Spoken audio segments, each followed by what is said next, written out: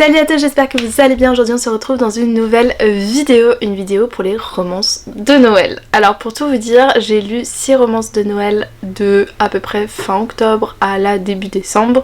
Mon but c'était de vous sortir une vidéo le plus tôt possible pour vous parler des romances de Noël. Alors qui sont sorties cette année, pas forcément, mais voilà, j'ai testé certaines romances de Noël, que ce soit en service presse ou que ce soit de moi-même en allant chercher un petit peu ce qui me donnait envie et de vous les présenter pour vous donner des idées si vous voulez. Mais chaque année il sort énormément de romances de Noël. Je suis pas quelqu'un qui en lit beaucoup. C'est la première année où j'en lis vraiment. L'année dernière j'avais un petit peu testé avec certaines m'avaient plu, d'autres moins plu. Mais en tout cas voilà, j'en ai 6 à vous présenter que j'ai lu cette année. On commence donc 6, j'ai de tout, j'ai du MM, j'ai du MF, j'ai suite de saga, j'ai maison d'édition auto-publiée, bref j'ai un peu de tout. Et je crois que j'en ai lu 3 MF et 3 MM, donc j'ai été vraiment équilibrée à ce niveau là. Et on commence tout de suite avec le premier livre que j'ai lu de Noël cette année, qui est un service presse des éditions Ciblog. Donc vous savez, c'est mon partenaire de cette année. Et c'est Un Gentleman pour Noël de Amanda Bale. Amanda Bale, je suis aussi partenaire avec elle pour la nouvelle qui vient de sortir. Donc en fait c'est un recueil de plusieurs nouvelles autour de la romance, pas de Noël mais autour de la romance de manière générale. Donc si vous aimez les romances, je vous conseille d'aller jeter un petit coup d'œil parce que j'ai commencé à lire, je crois qu'il me reste plus que 2 nouvelles et franchement je suis assez épatée du travail. Je suis pas une fan de nouvelles, mais j'aime beaucoup les écrits d'Amanda Bale et du coup je voulais un petit peu voir et voilà, je vous en parlerai plus exactement dans une vidéo, mais du coup j'ai lu sa dernière romance qui cette fois est sortie pas en auto-publication comme c'est en recueil de nouvelles, mais dans la maison d'édition avec qui je suis partenaire, donc qui est Un Gentleman pour Noël, qui est en fait le dernier d'une saga, mais moi j'ai pas du tout lu la saga, donc je connaissais pas forcément. Donc on est avec Emily qui a pas eu une super semaine, elle s'est fait globalement pas larguée par son mec, c'est elle qui l'a larguée parce qu'il l'a trompée, et elle est invitée à une fête. Et sur le chemin, elle va avoir un accident avec un homme qui s'appelle John, qui va aussi à la même fête qu'elle, mais ça ne le sait pas. Et voilà, c'est un peu un enemies to lover à la période de Noël. Et ça raconte aussi, je trouve, en fait, il y a le fait qu'ils rentrent un petit peu dans la vie vraiment d'adultes, au niveau où tous leurs potes, ils sont en couple, ils commencent à former leur famille, etc. Et eux, ils sont un peu les deux de ce groupe d'amis, enfin ils sont pas vraiment dans le même groupe d'amis parce qu'ils se connaissaient pas vraiment, mais quand on regroupe un petit peu tous les amis, ils font partie quand même de cet écosystème. Et malheureusement eux ils ont pas trouvé de personne pour eux, ou alors d'un côté on a Emily qui vient de larguer son mec, du coup elle est un peu dans ce renouveau et dans ce truc là voilà, j'avais construit plein de trucs, je pensais que ça allait marcher, ça n'a pas marché. Et de l'autre côté on a Jon qui lui cherche pas forcément une histoire, qui voilà, ça le dérange pas d'être célibataire, mais il a quand même envie, il a un peu cette solitude de vivre seul. Et c'est une romance qui marche super bien, j'étais trop contente parce que c'est un livre qui est vraiment vivant, quand tu le lis, j'ai passé vraiment un bon moment, j'ai trouvé que ça marchait bien entre les deux, c'était tout mignon. Le fait qu'il soit un peu insupportable, John, ça le rendait un peu plus réaliste, et je crois que c'est ce que j'aime de plus en plus dans les histoires, comme quand t'as des personnages qui sont pas insupportable en mode je veux pas de cette personne dans ma vie, plus insupportable en mode voilà, c'est un personnage de romance mais il a des défauts et ses défauts vont le suivre durant tout le livre, c'est pas il va tomber amoureux et ses défauts vont partir.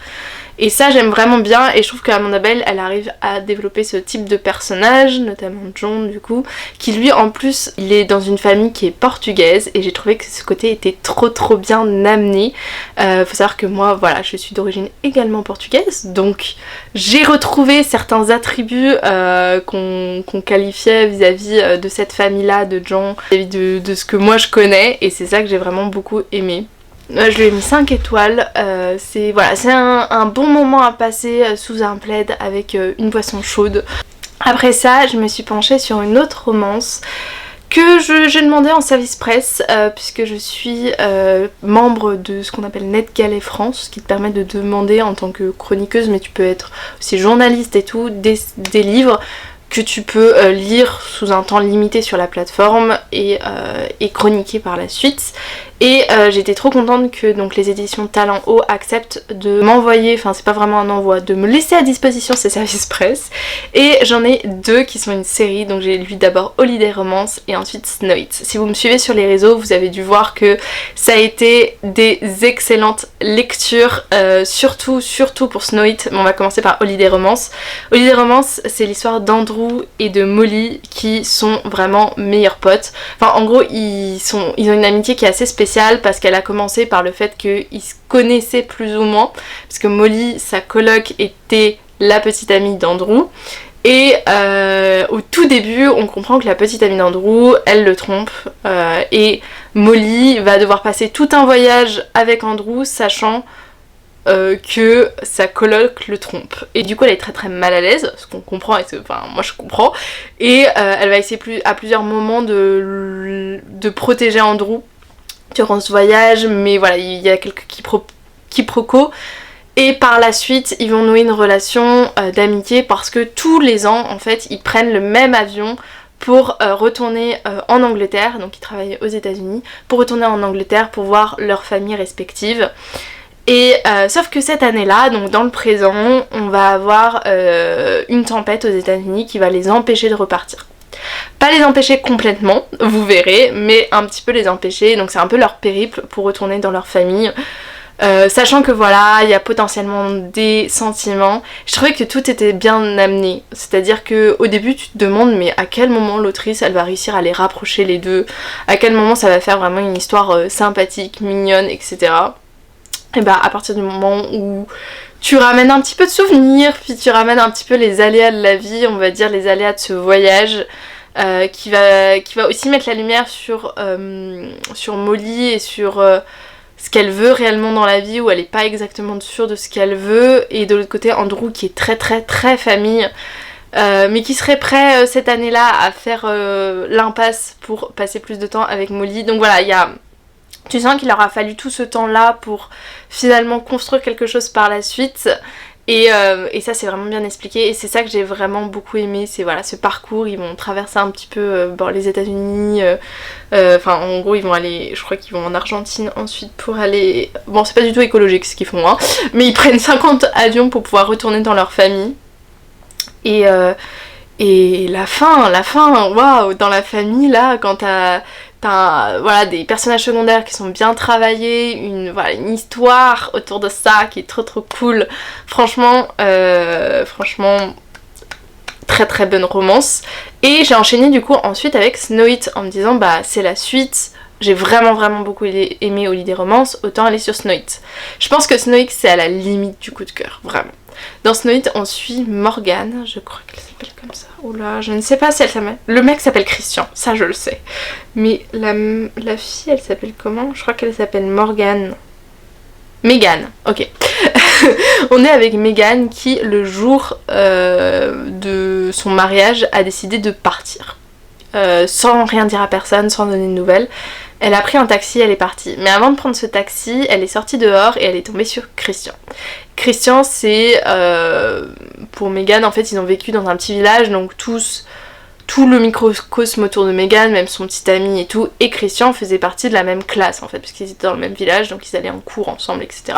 Mais ils se connaissent pas tant que ça, et en fait quand Christian est là, parce que je crois qu'il fume sur le trottoir, et il y a Megan qui passe, et il sent qu'elle va se partir, et il y a un peu ce regard entre les deux, et il la laisse passer, parce que voilà, enfin genre elle a envie de partir, et en fait plus tard ils vont se retrouver, je crois, tous les deux à Dublin, parce qu'ils travaillent tous les deux à Dublin. Et Christian va être là, bon, moi j'ai pas envie trop de retourner dans ma famille tout seul cette année, est-ce que tu veux être ma fausse petite amie, parce que elle de son côté elle doit aussi retourner chez elle, sachant que ça fait plus de 5 ans je crois qu'elle est pas retournée, en fait depuis qu'elle a quitté tout le monde le jour du mariage, enfin surtout son petit ami de l'époque. J'aime pas le fake dating, et pourtant je me suis lancée dans ce livre et j'ai pas été déçue, c'est pas un vrai fake dating, parce que t'as pas ce truc là, au début ils se correspondent pas en fait, au début ils sont pas, c'est pas comme dans Love Hypothesis où dès le début par exemple Adam et la jeune fille que j'ai plus le nom, ils se trouvent beaux, ils se trouvent attirants, ils font semblant mais tu sens qu'ils font pas trop semblant. Là dans Snow It c'est un vrai fake dating dans le sens où leur but premier c'est vraiment de se sentir bien. Et j'ai adoré la psychologie du personnage de Christian qui lui il adore sa famille, il adore passer du temps avec sa famille, mais c'est compliqué parce qu'il a cette sensation, même s'il a bien réussi sa vie, de toujours les décevoir. Parce que notamment son père, il a du mal à communiquer avec son père, alors que sa famille est vraiment adorable. Vous voyez, ça me fait penser un peu aux Weasley dans leur organisation et tout, avec la petite dernière qui est une sœur, avec les 2 frères, dont Andrew qui est le frère de Christian.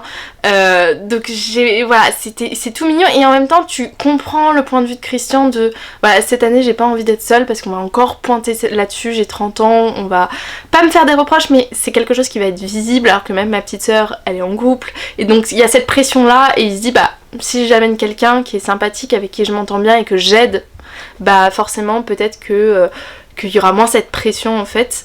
Et au fur et à mesure, bon bien sûr ils vont plus s'intéresser l'un à l'autre qu'à leurs problèmes, et voilà, il y a toute une histoire autour, il y a l'histoire notamment d'une relation toxique que Meghan avait avec donc Isaac, qui était celui avec qui elle a failli se marier. Ça aussi c'est vraiment bien développé, les réactions de Meghan dans cette psychologie là, dans l'histoire, elles sont vraiment bien travaillées.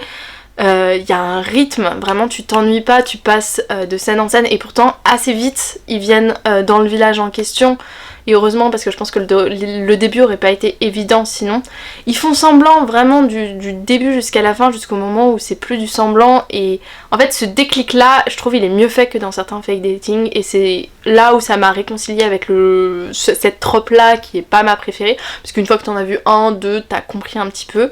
Bah là je me suis dit oui, ok je comprends, déjà il y a une vraie raison pour laquelle tu fais semblant d'être en couple, de 1, de 2, ok le rapprochement se fait progressivement et il a un sens, une logique, et en même temps au début on se plaît pas parce que sinon on aurait déjà tenté de se mettre en couple quoi, on n'aurait pas fait semblant. Et le dernier c'est la fin, c'est vraiment bah ok ils se mettent ensemble et c'est crédible, c'est logique dans le contexte de l'histoire, et ça j'ai vraiment beaucoup aimé, et juste voilà une pépite, j'ai adoré, genre vraiment j'ai beaucoup aimé, donc je vous conseille cette romance si vous aimez la romance de Noël et MF, cette petite série donc avec Holiday Romance et Snow-It. Incroyable, j'ai regardé, je crois que l'autrice qui s'appelle Catherine Walsh, elle publie d'autres romances, donc pourquoi pas tester d'autres trucs. Donc voilà pour mes 3 romances MF, et ensuite j'ai testé du coup la romance MM, enfin testé, j'avais déjà lu l'année dernière, mais j'ai notamment commencé avec la dernière nouvelle de Amélie C.A.C. qui est Noël au Canada avec un bûcheron grincheux, qui est donc cette toute petite nouvelle, je crois qu'elle fait 70 pages, donc elle est vraiment toute petite, 80 pages je crois. C'est tout mignon, ça va être l'histoire assez simple de Adam qui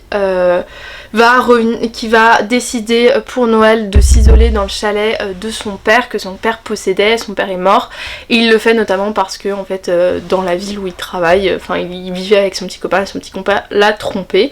Il y a dans les romances de Noël, il y a souvent ce truc là, vous remarquerez, et donc il va se retrouver tout seul à Noël au Canada, perdu au milieu de nulle part, et son voisin c'est vraiment le mec, tout le village sait qu'il est détestable, et tout le monde dit attention ton voisin il est horrible et tout. Et du coup il a un peu peur, et en plus c'est vraiment un vrai sunshine, Adam, il est là, il essaye de mettre de la joie partout, et à côté t'as vraiment le mec qui est genre juste gronchon. J'étais vraiment contente, et le vrai plus je trouve de cette histoire c'est son épilogue. Le tout dernier chapitre, je pense que Amélie C.A.C. a mis de ses opinions dedans, et plein de choses, plein de vérités finalement, et j'ai beaucoup aimé la fin en fait. C'est une fin... c'est une fin qui veut dire beaucoup de choses pour les romances de Noël, pour les romances en général, qui montre un petit peu de quelle manière ce genre est en train d'évoluer, que ce soit bien ou que ce soit pas bien, et c'est ça que j'ai aimé dans l'épilogue, et puis juste le fait de croire aux romances, enfin d'aimer les romances de Noël, l'épilogue résume un petit peu tout ça, donc vraiment... j'ai beaucoup aimé, j'ai mis 4 étoiles je crois, et je vous conseille cette nouvelle, mais voilà ça se lit super rapidement, donc si vous cherchez une histoire peut-être un peu plus complète, j'en ai d'autres à vous proposer. Désolée si la caméra a bougé, je n'avais plus de batterie et j'ai encore 2 livres à vous présenter, 2 livres de bookmark. Ce mois-ci j'ai testé l'abonnement Kindle parce que je me suis rendu compte qu'il y avait beaucoup de choix pour un prix peu élevé, et j'avais envie de tester, il y avait beaucoup de livres qui me donnaient envie.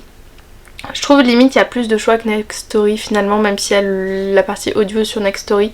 Comme je lis moins en audio en ce moment, je me suis dit voilà. Puis en plus il y a toute l'offre d'auteurs auto-publiés et tout. Donc je me suis plongée dessus et j'ai lu 2 livres des éditions Bookmark. J'avais trop envie de découvrir leur petite romance de Noël que je vois chaque année passer. J'en ai acheté une que j'ai pas lue pour le coup, qui est là je crois. Non, je l'ai rangée. J'en ai acheté une que je n'ai pas lue, mais par contre j'en ai lu 2 autres sur l'abonnement pour tester un petit peu. Donc le premier, j'ai lu Info Petite Amie pour Noël, je lui ai mis 4,5 étoiles.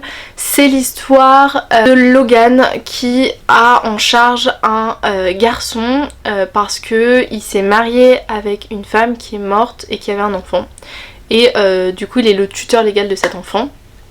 Et il a perdu son job, il va bientôt perdre sa maison, donc il est vraiment dans une impasse au niveau psychologique notamment, au niveau de sa vie et tout. Et il a une sœur qui l'aide, mais sa sœur elle a déjà une famille avec beaucoup d'enfants où elle prend en charge beaucoup de choses et elle s'occupe en plus de leur père chez elle, donc ça devient un petit peu compliqué. Et de l'autre côté, on suit Seth qui bosse avec la sœur de Logan dans une entreprise qui est en plein réaménagement et notamment il y a une nouvelle patronne et cette nouvelle patronne, elle adore les familles, elle adore les gens qui sont en couple, etc. Et même les nouvelles, ce qu'on appelle les familles modernes, donc recomposées et tout, ou les familles avec 2 papas, 2 mamans, etc. Et du coup, la sœur de Logan va dire à Seth, bah globalement dis que t'es en couple avec mon frère. Et en fait elle met une photo sur le bureau de Seth, de Logan et du fils en question. Et à partir de là, donc il va y avoir un gros mensonge en fait, et donc ils vont faire semblant jusqu'aux fêtes de fin d'année d'être tous les deux ensemble. Seth il a une maison qu'il avait commencé à rénover, mais comme son ancien petit ami ils se sont séparés, et bien il se retrouve avec cette maison en pleine rénovation, tout seul dans une grande maison en fait qu'il avait acheté pour 2, et du coup Logan va venir habiter. Logan qui n'a pas de boulot va rénover un petit peu sa maison, il va y avoir une chambre qui est pour le fils, donc voilà, ils vont vivre un peu comme une famille. Et au début c'est vraiment, c'est encore un peu du fake dating finalement, mais pareil, il y a cette notion de, au début, ils s'en fichent un peu l'un de l'autre, ils sont juste en mode politesse, amitié, de vivre l'un avec l'autre et tout. Et puis au fur et à mesure, ça va être plus. J'ai bien aimé, j'ai vraiment bien aimé. Je pense que c'est le genre d'histoire que j'oublierai après, personnellement, parce que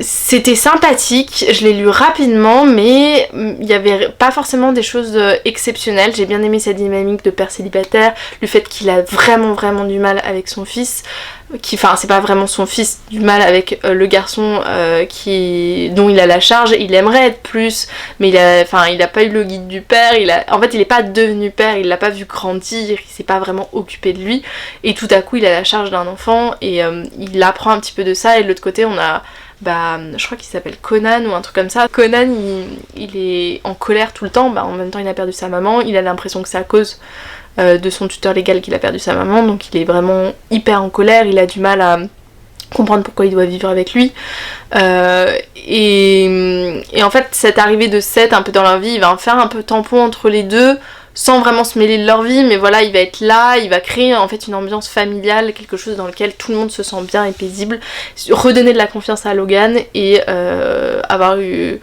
essayer de faire une structure un peu plus stable pour Conan. Et c'est ça que j'ai bien aimé, c'est cette partie là de famille, et même la manière dont la romance se passe, je trouvais ça mignon, attachant et réaliste, donc voilà, vraiment très bon moment.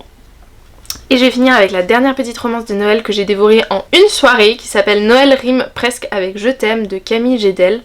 Ah bah c'est peut-être pour ça que j'ai dévoré, j'avais même pas remarqué. Camille Gédel, j'ai lu aussi, mais je vous en parlerai dans un update assez rapidement. J'ai lu dernièrement sa sortie, qui est un Omégaverse qui s'appelle Oméga en fuite, le tome 1, que j'ai dévoré en 2 jours même pas. Je sais pas, il y a un truc dans son écriture, dans la manière dont elle écrit, que j'aime vraiment beaucoup. J'étais époustouflée par ce livre, je pensais pas aimer et j'ai aimé. Et en plus là du coup je viens de voir donc la romance de Noël que j'ai lue, je l'ai dévorée en... Ouais vraiment, je crois que je l'ai dévorée en 2 heures. Je suis rentrée de chez moi, je savais que j'avais pas grand chose à faire, j'étais fatiguée, je me suis dit je prends un livre, je commence à lire et en fait j'ai fini à 23h, un truc du style. Et c'est une histoire qui vaut le détour. On est sur deux jeunes adultes qui se fréquentent, qui sont ce qu'on appelle des sex friends, et ils le sont depuis assez longtemps, plus d'1 an, et il y en a un des deux qui a vraiment beaucoup de sentiments pour l'autre, mais il ose pas trop lui dire. Il a essayé plus ou moins, mais il y arrive pas trop parce que l'autre a une vraie peur de l'engagement. Et un peu sur un gros malentendu, alors ça c'est pas forcément hyper bien fait j'ai trouvé, mais bon c'est pas grave, un gros malentendu, celui qui a des sentiments pour l'autre va se retrouver dans la famille de l'autre pour Noël, et waouh, il se passe plein de trucs, et pourtant, non, je dirais il se passe plein de trucs et en même temps pas tellement de trucs que ça, c'est rapide, je crois que ça fait que 200 pages, et j'ai beaucoup aimé les deux caractères. Déjà ils étaient assez travaillés, tu distinguais bien les deux personnages en termes de l'un qui a une vision assez traditionnelle du couple, voilà, il aimerait être avec l'autre, et l'autre qui a une peur de l'engagement parce que notamment on apprend plus ou moins qu'il s'est passé des choses quand il était adolescent, qu'il a été très déçu, qu'il a donné ses sentiments à quelqu'un et que cette personne ne l'a pas donné en retour, et du coup ça l'a affecté, donc il a excessivement peur, il évite le dialogue même avec ses parents et tout sur ces sujets-là. Attendez, vous voyez ce moment-là où il va être quand même confronté à ses sentiments, et quand c'est arrivé c'est parti en cacahuète et c'était trop bien, c'était bien imaginé, les discussions étaient réalistes, les réactions des deux personnages, de la manière dont ils essayent de faire face à ça. Il y a un moment, il y en a un des deux, il se cache alors que l'autre il parle à sa mère, et c'est épique parce que tu sais que l'autre il est là, et pourtant il va quand même divulguer des informations qu'il n'arrive pas à dire à l'autre en face, et en fait c'est à travers ce discours avec sa mère qu'il va réussir à parler avec l'autre, à donner une partie de ses peurs, de ses inquiétudes, et j'ai trouvé la scène hyper bien écrite. Une très belle découverte pour ce livre, je pense que Camille Gédel, je vais lire de plus en plus de trucs d'elle, parce que voilà, 2 livres que j'ai dévorés, donc ça vaut le coup, mais je vous en parlerai plus de son autre livre, du coup, que j'ai encore plus aimé dans un update lecture. Là c'était vraiment que pour les romances de Noël. Voilà, c'était un petit truc. S'il y a des romances de Noël en particulier que vous avez trop aimé ce mois-ci, ou enfin pour cette année, n'hésitez pas à les mettre. Alors j'en ai encore 2 dans ma palle à lire. À Wacom, je m'étais procuré Noël, Pull Moche et Ours Mal Léché, que je m'étais dit que je commençais à lire. Je crois que j'ai lu 1 page et après j'ai enchaîné sur autre chose à cause des services presse et tout, et en plus, comme je fais beaucoup de voyages entre mon lieu d'études et chez mes parents, les livres physiques en ce moment c'est compliqué. C'est pour ça qu'aussi l'abonnement me permet de faire tout ce qui est économie de poids, genre de éviter d'avoir à transporter trop de livres dans mes bagages. Je sais que lui il est dans l'abonnement, mais une fois que je l'ai en physique, j'ai envie de le lire en physique, donc voilà. Mais je pense qu'il sera lu ce mois-ci bien sûr, sinon ce sera pour l'année prochaine. Et sinon j'ai l'ingrédient secret pour un Noël parfait qui me donnait aussi bien envie, qui est aussi une petite romance de bookmark, donc ça va je pense bien passer, et pareil, donc j'aimerais le lire en... Lui pour le coup il est pas dans l'abonnement alors que tous les autres j'ai l'impression que de bookmark le sont, donc je sais pas si c'est parce qu'il est pas mal réputé ou pour d'autres raisons, mais j'ai bien envie de le lire. Donc voilà, c'est les 2 qui me restent et que j'ai pas eu le temps de vous caser dans cette vidéo, mais j'aimerais bien le faire cette année dans un vlog ou après, on verra. Et j'espère que ça vous a plu. Si vous avez d'autres vidéos à thème en fin d'année que vous aimeriez bien voir sur la chaîne, n'hésitez pas, je vous ai déjà fait un petit sondage Insta avec certaines réponses que vous m'avez faites, mais si vous n'êtes pas sur Insta, vous me suivez pas sur Insta, vous pouvez aller me suivre bien sûr, mais sinon n'hésitez pas à le mettre en commentaire, notamment si vous voulez un book haul de Noël, si vous voulez bon, je pense que je les ferai d'une manière, d'une façon ou d'une autre, mais si vous voulez un top 10 de mes lectures de l'année, des vlogs plutôt Noël, etc., n'hésitez pas à le mettre en commentaire, et sinon à vous abonner, à liker comme d'habitude. Et sinon je vous dis à la semaine prochaine pour une autre vidéo. Salut!